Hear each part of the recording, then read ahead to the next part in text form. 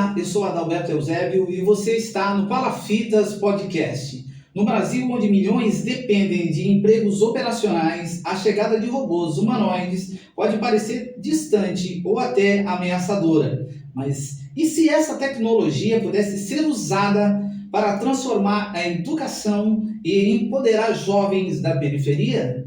No episódio de hoje do Palafitas Podcast, mergulhamos na revolução silenciosa da robótica social com uma convidada especial, a professora Bianca Ramalho. Eusébio, seja bem-vindo ao Palafitas Podcast. Obrigada. Formada em Ciências da Computação e Matemática pela Universidade Católica de Santos, ela ensina robótica e já ensinou informática no Instituto Neymar Júnior e compartilha com a gente como modelos como o Isaac Groot número 1 podem ser aliados, não inimigos da inclusão e da esperança. Aperta o play porque o futuro não espera. Muito obrigado por ter vindo aqui no Palafitas Podcast. Tão difícil ela vir aqui no podcast. A gente fala brincando, mas é verdade. Bianca Ramalho Eusébio, ela é minha filha, né? Porém, uma menina muito competente no que ela faz, uma profissional realmente de primeira. E quando nós resolvemos abordar esse assunto de robôs humanoides, inteligência artificial, robótica, não tem outra pessoa que possa conversar conosco sobre esse assunto tão moderno, tão importante, que muitas pessoas acabam ignorando por falta de conhecimento e de informação. A NVIDIA, a maior empresa de tecnologia de processadores no mundo, ela está crescendo demais e ela está investindo muito nesse projeto de robô humanoide de código aberto. E é sobre isso que nós vamos falar conosco com a professora Bianca Ramalho. Mais uma vez, é um prazer tê-la aqui conosco no Palafitas Podcast. Obrigada, é um prazer estar aqui, ainda mais falando de um assunto que eu gosto bastante, que é a robótica. E vamos ver, né, o que vai sair dessa conversa. O mais importante é explicar quem é Isaac Groot número 1, ou número 1, a revolução dos robôs humanoides. O primeiro modelo de base aberto e personalizável para robôs humanoides, desenvolvido pela NVIDIA com a colaboração do Google DeepMind e a Disney Research. Essas três empresas estão trabalhando no desenvolvimento desse robô humanoide, inspirado na cognição humana com uma arquitetura de sistema 1, que é reflexos rápidos, e sistema 2, que é raciocínio deliberado, é capaz de realizar tarefas como segurar, mover objetos, transferir itens entre braços e executar ações complexas em várias etapas. Já foi usado por robôs como o NeoGamma da 1X Technology para tarefas domésticas autônomas. Utiliza o Omniverse Blueprint para gerar milhões de trajetórias sintéticas a partir de poucas demonstrações humanas. Isso acelera o treinamento e reduz custo, tornando a robótica mais acessível. E esse assunto a gente precisa abordar com uma pessoa que conhece muito. Por isso que hoje nós trouxemos a professora Bianca de Robótica e Informática. Bianca, como foi sua jornada desde a Universidade Católica de Santos até se tornar professora no Instituto Neymar Júnior? Bom, eu comecei nessa área muito nova. Com 15 anos eu já entrei no Senai, fiz um técnico de rede de computadores. Com 17 anos eu já estava na faculdade e eu fiz ciências da computação. E como eu era muito nova, eu ainda não tinha tanta clareza do que eu queria para o meu futuro profissional. Só com mais ou menos 19 anos que eu me dei conta que o que eu gostaria mesmo era de dar aulas. Então eu fui me aprimorando, eu fiz matemática e junto com tudo que eu já tinha aprendido, eu consegui uma vaga de professora de informática no projeto Tia Egre, que me deu uma base para que hoje eu trabalhe no lugar que eu trabalho, que é o Instituto Projeto Neymar Júnior, como professora de robótica. Então, o seu primeiro trabalho como professora, porque você tinha estagiado no período da faculdade. Isso, sim. Você fez 2 estágios no período da sua faculdade. Isso. Onde foi que você fez o estágio? Eu estagiei na Prefeitura de Santos, fiquei 2 anos. E depois eu estagiei mais 2 anos na Home Life, que era uma empresa de home care. Tudo isso no suporte de TI. Mas como professora mesmo foi a partir do meu trabalho na Tia Egg. Então você trabalhava na parte de hardware. Isso. Muito bem. E aí depois você entrou no projeto da Tia Egg, que já não está mais conosco, mas um projeto muito lindo, iniciado aqui na Zona Noroeste. Palafitas Podcast é na Zona Noroeste, o projeto Tia Egg aqui no Dali Coutinho, que abrange uma extensão muito grande de atividades, e você entrou na parte como professora de informática, porque tem um laboratório de informática lá. Tem um laboratório de informática lá. E eu fiz um projeto bem legal com as crianças. Eu iniciei, na verdade, um projeto para criação de jogos. E foi bem legal, porque eles não faziam ideia de como programar esses joguinhos e eles conseguiram programar os seus próprios jogos. E foi bem importante, porque desenvolveu o raciocínio lógico deles, a criatividade. Fiquei bem orgulhosa. Muito legal. Então isso aí foi o start para você, porque a sua vocação é questão mesmo assim, você se formou na parte de tecnologia, ciências da computação, mas você gostaria realmente de ser professora dentro dessa área. Robótica na educação. Como a robótica transforma a vida dos alunos do Instituto? Você já viu algum projeto que te emocionou? Então, na robótica, lá no Instituto, eu estou há 1 ano. Antes eu era professora de informática. E, como eu disse, na informática eu gosto bastante de implementar jogos para que eles possam desenvolver o raciocínio lógico. Então, tanto na informática quanto na robótica, o que mais eu tento levar para eles é essa questão da criatividade, do raciocínio lógico, do desenvolvimento cognitivo, que é o que mais falta. Porque se a gente for prestar atenção, o que mais a gente percebe nas crianças e nos adolescentes na questão de dificuldade na escola é a parte do raciocínio lógico. Sem isso, eles não conseguem interpretar nenhum texto. Então, às vezes as crianças falam que não gostam de matemática, mas o problema delas não é a matemática em si, é a interpretação de texto, porque elas não conseguem interpretar o texto, o enunciado da questão, e por isso elas não conseguem fazer a questão. Então, quando a gente desenvolve o raciocínio lógico nessas crianças, nesses adolescentes, já é meio caminho andado para que elas consigam avançar no ensino delas. Quais são os maiores desafios de ensinar tecnologia em um contexto social tão diverso e quais conquistas você mais celebra? Então, eu acredito que o que é mais difícil é lidar com a realidade das crianças, porque a gente precisa ter muita paciência e ter um olhar diferenciado, porque nem sempre elas estão bem pelo contexto que elas vivem. Nem sempre elas vão chegar e elas vão querer fazer atividade pelo contexto mesmo da casa delas.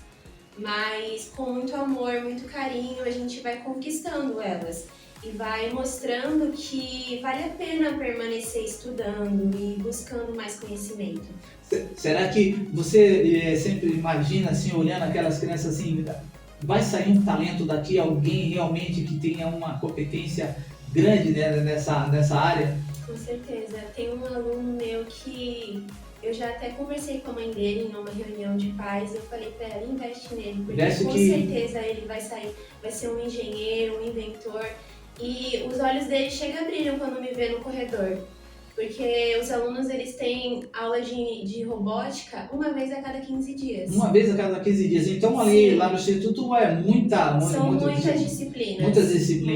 Muitas disciplinas. A sua é robótica. Isso, a minha é robótica. E quando ele me vê nos corredores, seja lá qual dia for, ele vem me abraçar e ele fala que chegue logo o dia da robótica. E é um aluno pequenininho, ele tem 8 anos. E ele é apaixonado. 8 anos? Olha que coisa linda, 8 anos. Você tem formação em matemática e computação. Como essas áreas se complementam na sua prática pedagógica? Então, Porque ciência da computação tem muita matemática, né? sim. Quando eu fiz ciência da computação, eu tive mais aulas de matemática do que da própria computação. Porque é a questão do raciocínio lógico. Se a gente desenvolve isso, a gente consegue fazer todo o restante. E como eu disse... Raciocínio lógico. O segredo tá, Bianca, no raciocínio lógico. Sim. E não tem como saber realmente o potencial da criança, do aluno, se você não for lá provocar a questão do conhecimento lógico na matemática. Isso. Como eu disse, uma parte que mais falta é o desenvolvimento cognitivo das crianças. E quanto mais cedo isso é desenvolvido, melhor para elas, mais elas vão avançar no futuro.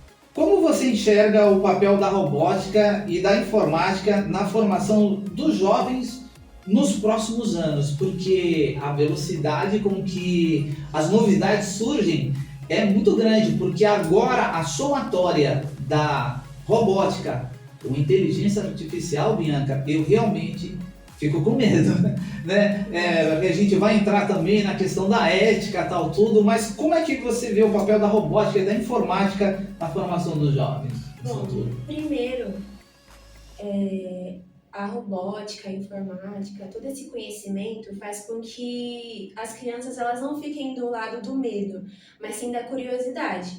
Então eles vão buscar criar, vão buscar dominar as máquinas e não serem dominadas por elas.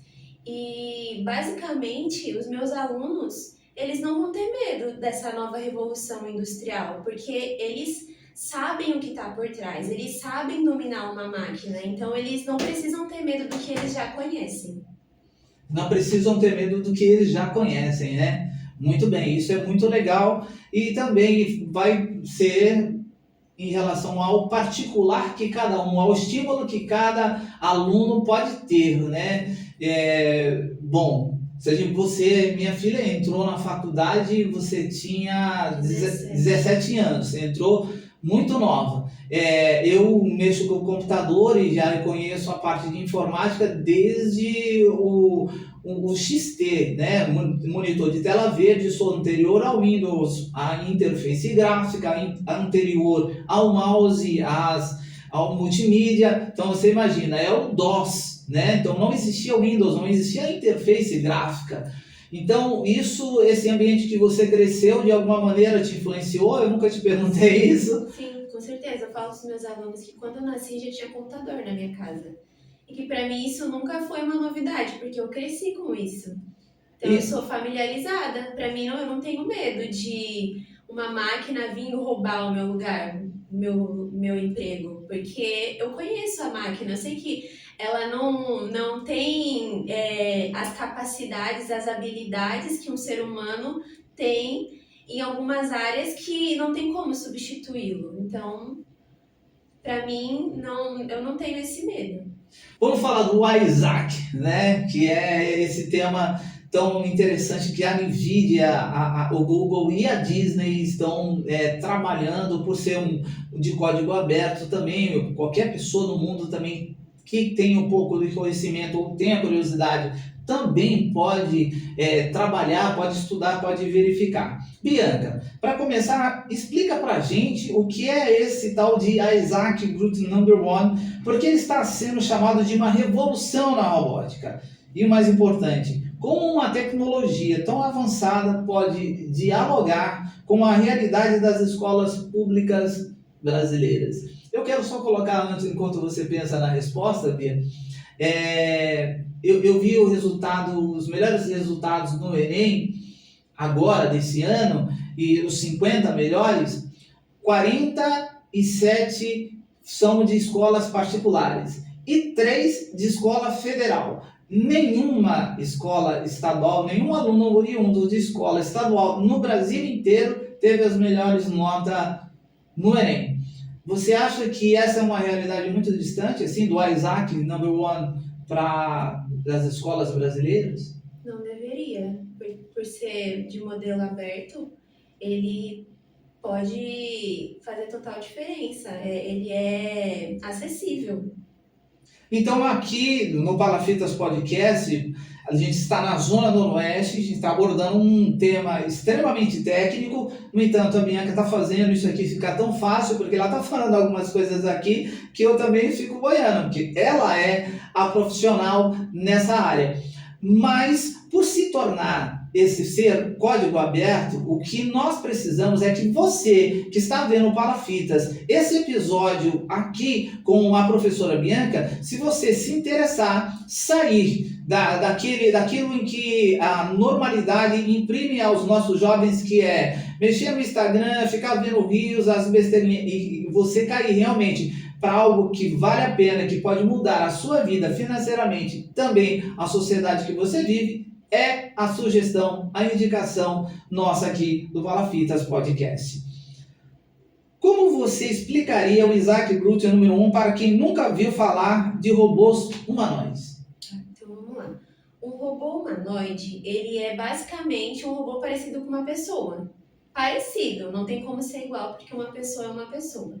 Então, esse Isaac Gruther, ele foi criado para ser um modelo para outros robôs, ou seja, para ele ensinar outros robôs a se movimentar, a fazer tarefas do dia a dia. Então, ele é bem simples. E é legal que o código dele, o modelo dele é aberto, então qualquer pessoa que se interessa pode ter acesso. Só precisa buscar realmente conhecimento para conseguir entender como que ele funciona.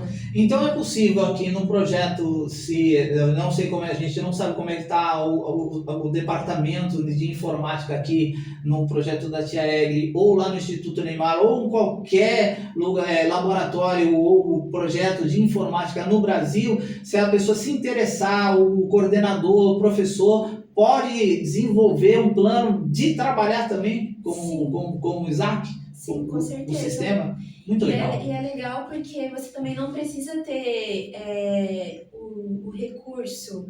Você pode fazer direto do computador, um robô online. O que significa um modelo de base aberto e como isso pode democratizar a robótica? Você acha que acabou de responder, né? Sim. Que assim, qualquer pessoa pode acessar.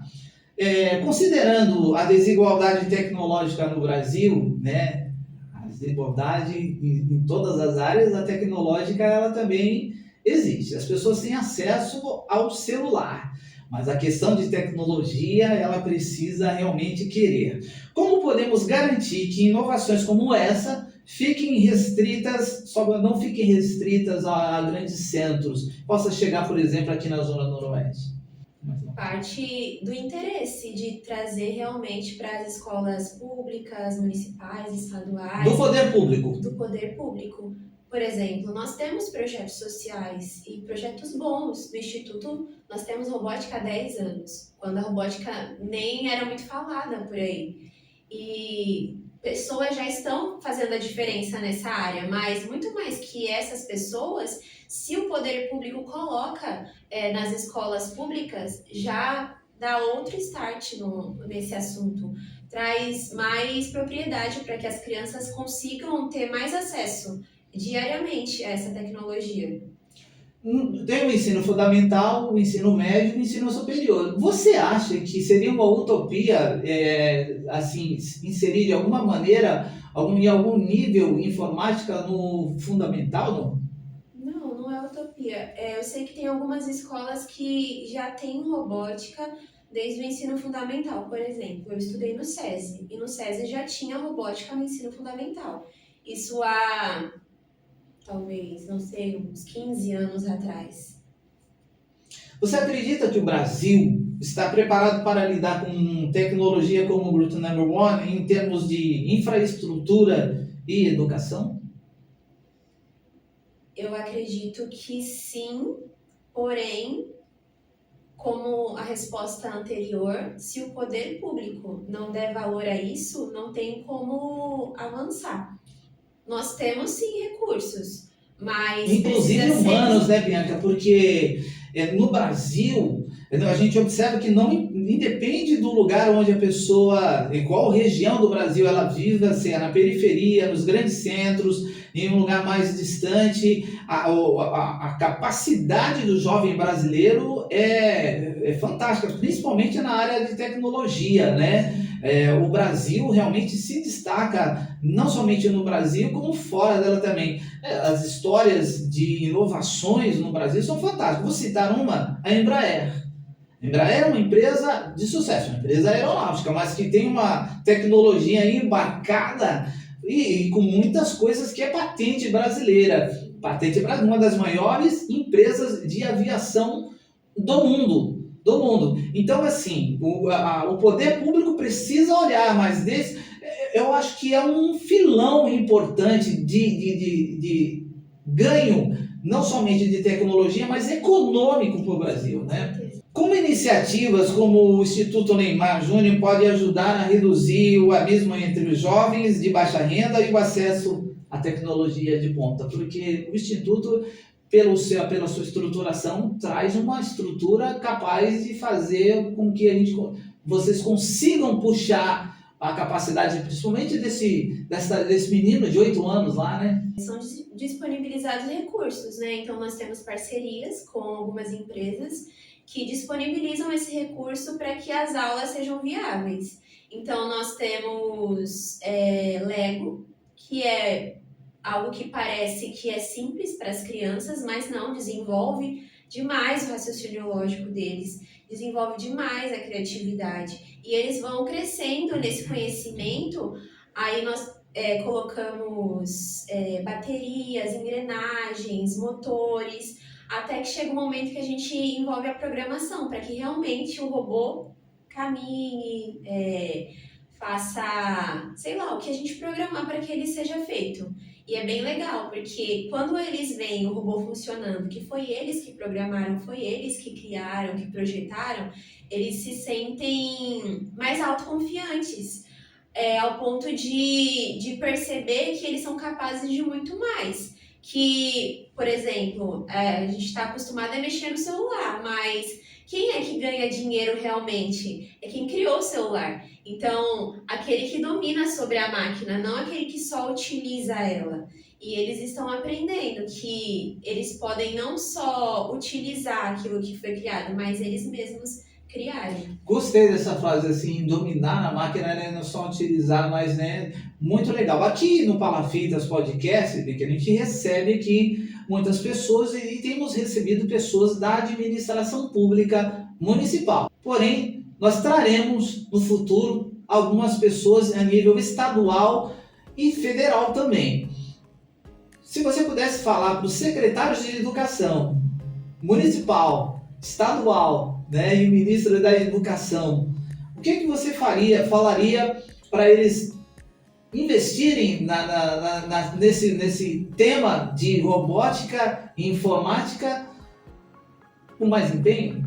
Sim, com certeza. Invistam, porque realmente trará um retorno. As crianças, elas estão super interessadas e curiosas para aprenderem mesmo. E quando nós temos os recursos necessários, isso com certeza fará total diferença. E no futuro, essas crianças, elas não vão ficar acuadas com medo da tecnologia, porque elas vão dominar a tecnologia. E o Brasil com certeza será reconhecido por isso, se houver investimento.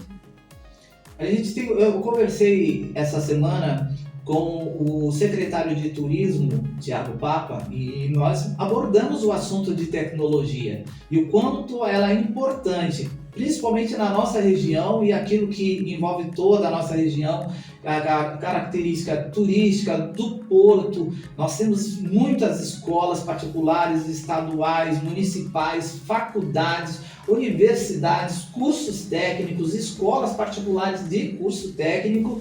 Então é um ponto extremamente importante que a gente precisa que as pessoas, principalmente o poder público, possa olhar com mais carinho. Em sua experiência, o que mais motiva os alunos a se interessarem por robótica e informática? O que estimula, que faz brilhar os olhinhos dele, Bianca? Quando eles vêm funcionando. Então, por exemplo, eles tiveram todo o trabalho de construir desde a primeira engrenagem, a primeira pecinha, e eles vão construindo, colocando o código. Quando eles vêm funcionar, quando eles vêm criar vida, entre aspas, é a realização deles, porque eles percebem que foram eles que fizeram, que deu certo, que funcionou realmente. Então, não tem o que pague ver os olhos deles brilhando por ver funcionar o que eles mesmos criaram. Olha só, eles têm a inocência, né? Então eles não, na maioria das vezes, não projetam o futuro. Mas existe uma geração que fica preocupado, que robôs, educação e o medo da substituição, professora Bianca. Então agora nós vamos entrar num ponto delicado. O GRUT número 1 consegue realizar tarefas básicas como organizar objetos, limpar espaços, até interagir com humanos.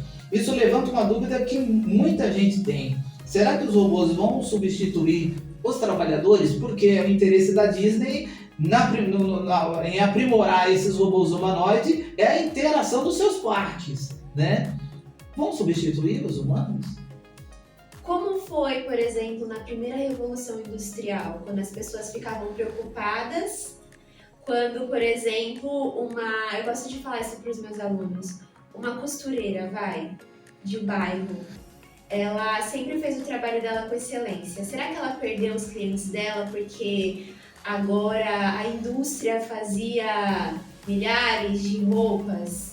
Será que perdeu? Não. Até hoje não. Por quê? Porque ela fazia o trabalho dela com excelência e ela tinha os clientes dela que já conheciam o trabalho dela. Sim. Então eu acredito que sim, de uma maneira geral, possa ser uma mutação, uma mudança de... Possa ser que alguns empregos, por exemplo, empregos repetitivos, operacionais, possa ter uma queda de... Que alivia também e dá longevidade para as pessoas. Porque e faz com que as pessoas tenham uma visão maior de futuro, para se valorizar e buscar uma outra profissão. Que desgaste ou tenha problemas físicos muito cedo. Muito cedo. A gente sabe que ter uma equidade, uma justiça nessa parte em todo lugar do mundo é impossível, mas no lugar onde a implementação é séria, há possibilidade muito grande, porque agora a gente é um ciclo, né? É um ciclo, a gente precisa entender aquilo que você, professora, disse muito bem. As autoridades, né, o poder público precisa investir para que as próximas gerações não se tornem refém. Fica, né? Nós temos isso de preparar para saber utilizar a seu favor e fazer uma outra coisa, ser útil em outra coisa num nível técnico muito maior. Muito interessante. No Brasil, onde milhões dependem de empregos operacionais, como equilibrar inovação e inclusão? Porque a gente entrou um pouquinho agora nessa sua explicação, né? Que é equilibrar inovação e inclusão. Passa ainda... O start realmente é ter o poder público investindo e tendo o acesso. Sim. Mas uma vez que isso começou, é um projeto que ele não vinga da noite para o dia, né? Ele vinga com o passar dos anos, né? Com o passar dos anos. Com esse passar dos anos, como é que a gente consegue fazer equilibrar essa inovação com inclusão? Quanto mais cedo as crianças serem incluídas nessa área, mais domínio elas terão. Então não adianta, depois que cresceu, a gente querer incluir. Porque é mais difícil, por exemplo, quando surgiu o celular. E a geração anterior, que não tinha acesso a isso, que sempre usou telefone com fio, foi difícil, não foi? Foi. Agora, para a criança que já nasceu e já tinha celular, a gente vê crianças de 2 anos usando celular. Você acredita que a robótica pode gerar novos tipos de empregos, especialmente em comunidades vulneráveis? Você acha que a robótica pode entrar na comunidade? Eu acredito que sim. Na comunidade, principalmente na questão do empreendedorismo, com certeza ajudaria bastante. Porque é uma necessidade que é automática, né? Na comunidade, assim, o aperto vem e a pessoa fala, preciso fazer alguma coisa. E assim como a internet chegou, o celular chegou, o computador chegou, todas essas coisas todas, as TVs com interação, etc, tal, tudo, chegar também essa inovação de alguma maneira, já que tudo que é código aberto, a tendência é não ser valores exorbitantes, né? E aí chegando com mais rapidez, dá para se usar também positivamente. O uso dos dados sintéticos e simulações para facilitar o aprendizado de robótica em escolas públicas, como isso funcionaria na prática? Porque esse projeto faz com que os robôs eles aprendam como os humanos. Bom, o Isaac Groot, por exemplo, ele aprende com cada experiência que ele tem. Então, como ele é um modelo, ele vai ensinando outros robôs. Nós estamos quase que assim, entrando naquela área daquele filme do Will Smith lá, Eu, Robô, professora Bianca, é mais ou menos aquilo ali. Por isso que eu falo, eu fico preocupado, porque tem a coisa boa também, mas... Sim, né? não, mas a gente não precisa... Não precisa não, né? A senhora garante. Garanto. Essa parte da simulação, ela é muito boa, porque faz com que nós tenhamos acesso com o computador, por exemplo. Eu não preciso ter o equipamento para montar o robô em si. Só com o computador eu consigo utilizar esse conhecimento, entender e simular. Simular, um robô... né? Porque ele, entre ter um robô humanoide e ter toda a programação são duas coisas completamente diferentes. Dá para aprender das duas maneiras. Dá para aprender das duas. A capacitação ela vem na parte da programação e depois ela é efetivada num protótipo, né? E aí a questão do protótipo já é outra coisa, é outro valor. Quais são os principais desafios para implementar laboratórios de robóticas em escolas da periferia? Isso aí é uma coisa que eu acho que vai levantar um alerta importante, professora Bianca, as dificuldades para os desafios para se implementar esse tipo de laboratório nas comunidades. Eu acredito que são duas coisas. A primeira é o investimento no equipamento, porque não é barato realmente. E a segunda é... saber o que quer. São os profissionais para dar aula. Porque precisa ter alguém que ensine. Então precisa ter professores que se interessem para realmente ter uma extensão, uma pós-graduação em robótica, por exemplo. Porque não basta ter só a matemática ou, por exemplo, a pedagogia. Precisa ter uma extensão focada na robótica. Você nasceu aqui no Caminho São José, no DIC da Vila Gilda, né? Você nasceu na Casa de Saúde, mas a gente morava ali no DIC, na Palafita, depois a gente foi para Coab, depois a gente veio para cá, para essa casa aqui. Então, você é uma prova dessa evolução, né?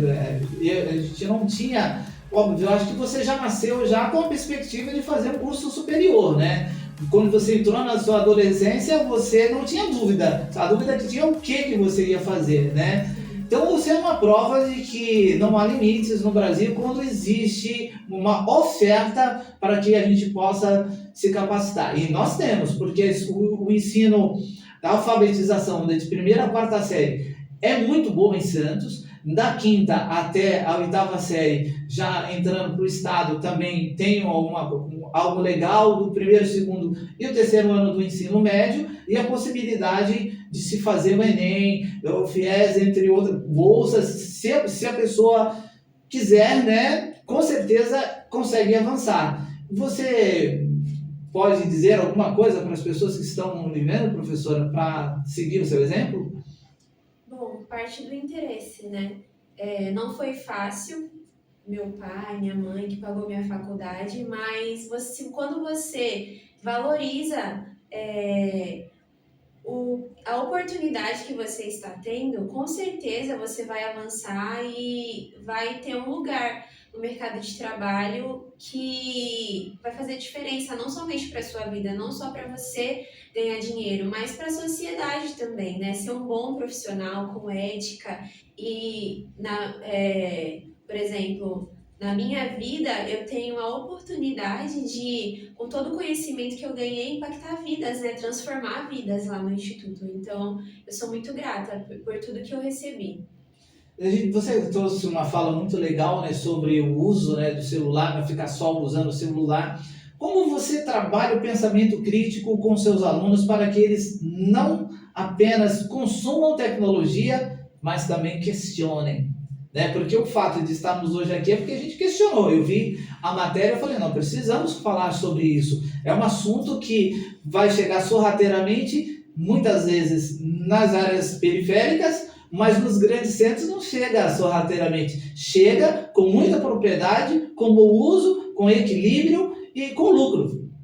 Como é que você trabalha o pensamento crítico dos alunos? Bom, primeiro nós trazemos a realidade do mundo, para que eles entendam que o mundo está aqui, que eles precisam chegar, porque senão eles vão ser engolidos. E eu acho legal porque lá nós trabalhamos tudo em grupo, então são 5 alunos por mesa e a gente sempre faz com que eles desempenhem cada um papel. Então nós temos o administrador, que é o líder da mesa, e isso vai variando. Então ele precisa saber que ele tem responsabilidade, que se o grupo não terminar a atividade, a culpa é dele, e ele sabe disso. Nós temos 2 operadores, que é quem monta realmente a atividade. E ele precisa entender que se ele não termina, também boa parte do que vai acontecer ali ou não, da nota que eles vão ganhar ou não, também está sobre ele. E é legal porque eles percebem que quando eles terminam a atividade, não é somente o ponto que eles vão ganhar, mas o ver funcionar é maravilhoso para eles. Então nós temos administrador, 2 operadores e 2 de logística, que também é importante, que é quem vai buscar a peça que está faltando, quem vai organizar as peças, a caixa no final, vai deixar tudo organizado. Então essa visão de que nós somos um grupo e de que juntos nós funcionamos melhor e de que no mercado de trabalho eles vão precisar trabalhar em grupo, que cada um vai ter a sua função, faz com que eles percebam como que é a realidade lá fora. E isso vai rotacionando, cada um tem uma função em cada aula. E é bem legal, porque tem funcionado bastante, eles têm conseguido perceber a responsabilidade que eles têm, o compartilhar de tudo, o trabalho em equipe, enfim, eu acho bem legal. Olha, você quase que respondeu a minha próxima pergunta, né? Como podemos usar a robótica para promover autonomia e protagonismo entre jovens brasileiros? Então, essa forma de trabalhar já coloca no subconsciente deles esse tipo de coisa e já sai realmente para o mundo, se tiver propósito, né? Chegando se destacando, porque tem segurança, já sabe um pouquinho, já sabe onde quer chegar, onde pode buscar mais informação, oportunidades, recursos para poder desenvolver, se tornar realmente, fazer diferença no lugar onde vive, ou na empresa onde trabalha, ou na região, como você, professora Bianca, tem feito para os seus alunos. Você já viu algum aluno do Instituto criar soluções tecnológicas voltadas para problemas da própria comunidade? Porque isso daí, né, já começa, a gente descobre as coisas e fala assim, eu tenho uma necessidade, vou trabalhar para tentar resolver. Já aconteceu alguma coisa assim, nesse ponto? Bom, eles ainda são muito pequenos, né? Os nossos alunos maiores têm 14 anos. Mas cada atividade que nós fazemos, nós buscamos trazer uma solução para a cidade da Praia Grande, que é onde o Instituto está inserido. Então, nós temos um projeto agora que é robótica sustentável, que é para trazer para a realidade deles, com o material que eles mesmos têm, porque o material do Instituto não dá para sair do Instituto. E é legal eles perceberem que com as próprias... os próprios materiais que eles têm, que dá para ser reciclado, pode fazer com que eles montem grandes robôs. Eu me lembro uma vez eu estava assistindo Apollo 13, do desastre, né? Seria a missão que iria pousar na Lua, né? Também. E houve um problema lá e eles tiveram que voltar antes de pisar na Lua. O que me chama muita atenção é uma cena em que eles precisam fazer uma conexão entre uma peça e outra, mas o que tinha disponível lá em cima, o engenheiro aqui embaixo pegou todas aquelas partes e falou assim, olha, preciso conectar isto, nisso aqui, usando isso. E aí colocou na mesa para que várias pessoas aqui em terra fizesse uma montagem lá, tal, tudo que tinha tubo, tinha um monte de coisa, tal, tudo, e fazer um manual para que o pessoal lá em cima pudesse montar da mesma maneira lá em cima e fazer uma conexão para trazer de volta aqueles astronautas que estavam lá. O que me chama a atenção, de fato, é a capacidade que os engenheiros aqui tinham e os astronautas lá em cima de entender qual foi o passo a passo que eles fizeram para poder reproduzir isso lá no espaço em tensão, porque eles estavam numa tensão muito grande, porque tem um risco, né, de morrer. Então, e eles conseguiram fazer isso.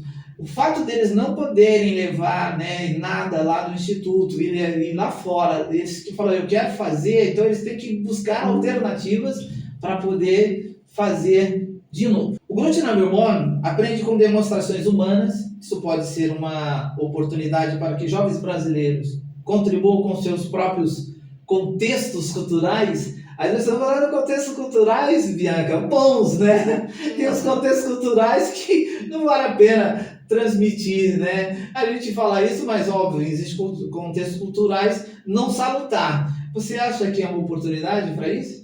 Com certeza, o Brasil tem muito a mostrar para o mundo. Às vezes nós focamos só nos defeitos, mas nós temos muitas qualidades e muito a mostrar ainda, muito que não conhecem. E o Brasil tem muito valor a agregar para as outras culturas. Bianca, você está na linha de frente da educação tecnológica. Então você é uma privilegiada, você está na linha de frente. Você vê os olhos dos alunos brilharem quando entendem que podem criar, programar, transformar. Mas também vê os medos, as dúvidas e as barreiras. Como formar uma geração que vai conviver com robôs humanoides sem perder o senso crítico e a empatia. Porque eles vão viver, quer eles queiram ou não, porque vai chegar um momento em que eles vão chegar em uns lugares e serão recebidos provavelmente por um robô humanoide. Já nós temos a inteligência artificial, a gente é atendido na maioria das vezes por a inteligência artificial e muitos leigos nem imaginam, que está imaginando que está falando com uma pessoa. E não é, está falando com uma inteligência artificial.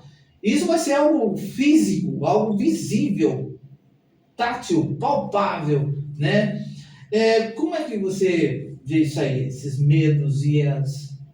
Nós precisamos fortalecer a base, né? Sem perder empatia, claro. Que é a família, nós precisamos fortalecer isso. Família. Os vínculos familiares, a educação infantil. Para que a gente tenha uma geração com ética, né? Exatamente. Ó, o professor é alguém que nunca vai poder ser substituído por um robô. Eu digo o professor da educação infantil. Jamais um robô vai dar aula para uma criança que está aprendendo a ler, a escrever. Ele pode ensinar, ele pode, mas a criança ali naquele momento não é só ler e escrever que ela precisa. É segurança emocional. Exatamente. A segurança emocional. Então, nós vamos agora entrar para um bloco, né?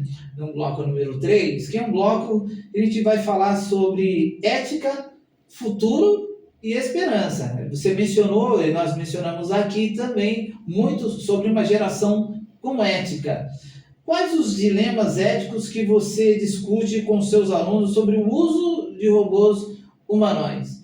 Eu estarei recebendo aqui, no Palafitas Podcast, um outro tema polêmico, um concurso literário em Curitiba, em 2024 e 2025. E agora em 2025, 900 trabalhos literários foram apresentados, 40 foram feitos por inteligência artificial, outros tantos com mexidas, né, com inteligência artificial. Por causa disso, o concurso foi cancelado e aí eles vão discutir como é que é essa abordagem sobre a legalidade e a ética do uso da inteligência artificial na criação literária. Eu sou escritor, já publiquei, já tenho 7 livros de poesia, estou escrevendo 2 romances e uma ficção.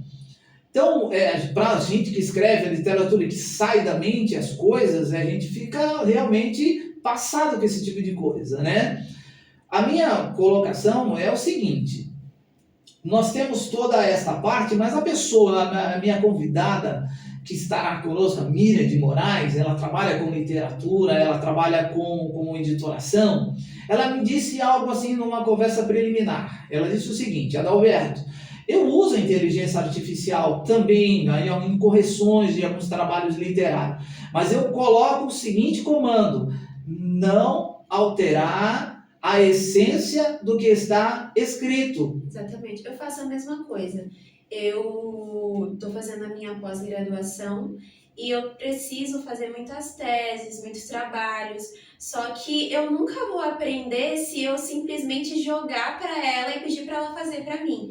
Então, toda vez que eu preciso corrigir o português ou alterar alguma coisa, eu peço para que ela não altere a essência do que eu escrevi, porque senão a gente acaba forjando Perdendo algo, a identidade. perdendo a identidade. Perdendo a E eu identidade. sempre falo para os meus alunos: se você quer jogar lá, você vai levar 10, ok, só que você não aprendeu, você está sendo uma farsa. E sinceramente eu não quero ser uma farsa, e eles também não querem ser uma farsa, então a gente precisa jogar esse choque de realidade, ainda mais eles que são pequenos, que estão vivendo isso agora. Nossa, é algo tão acessível para todos os chats de GPT, por exemplo.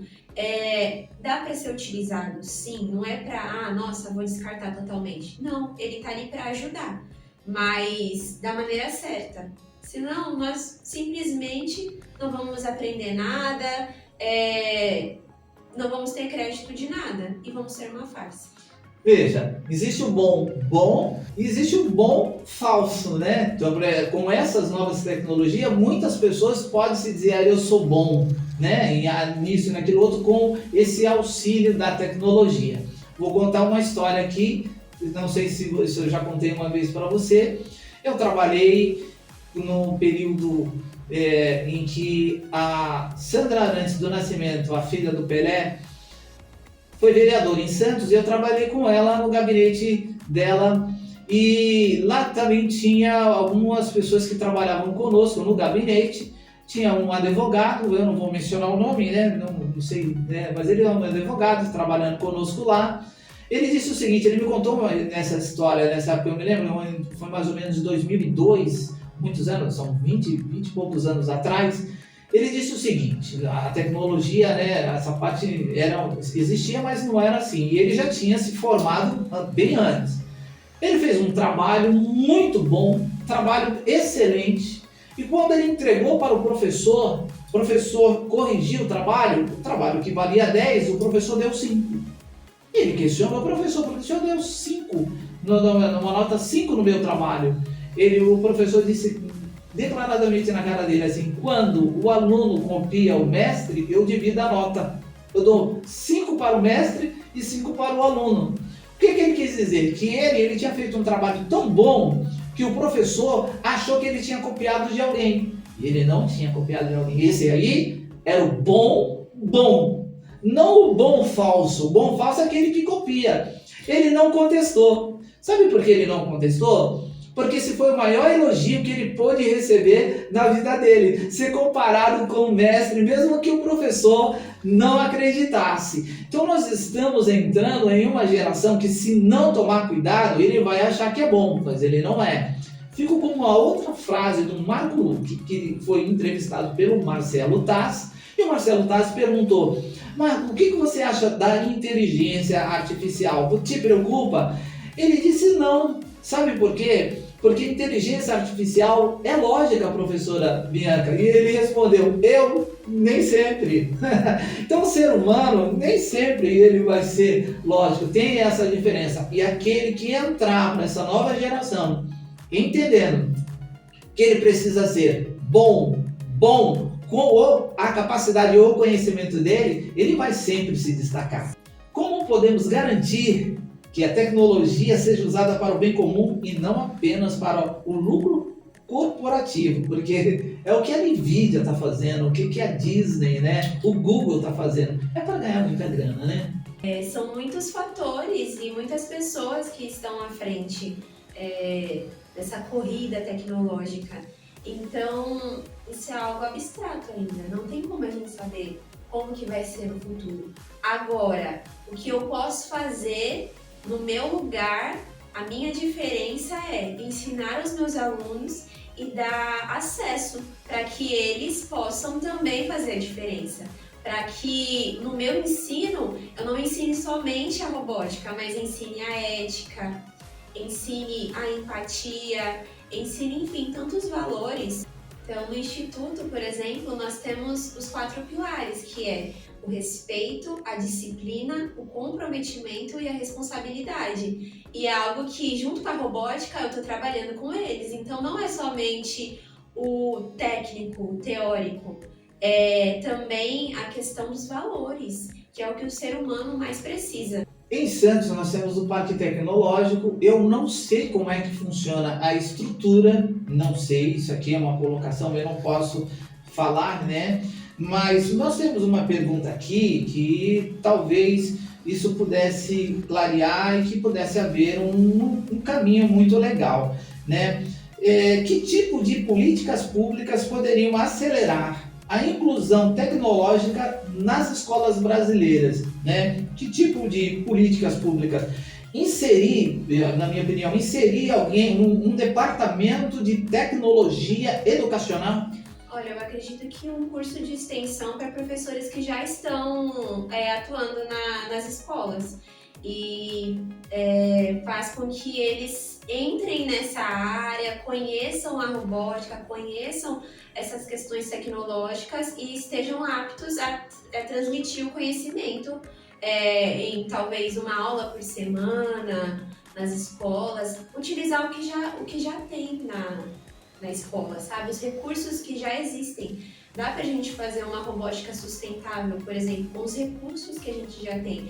Dá pra pegar um computador e fazer uma simulação de um robô, mesmo sem ter o robô construído. Dá para fazer competições entre as escolas? Dá pra fazer competições, com certeza.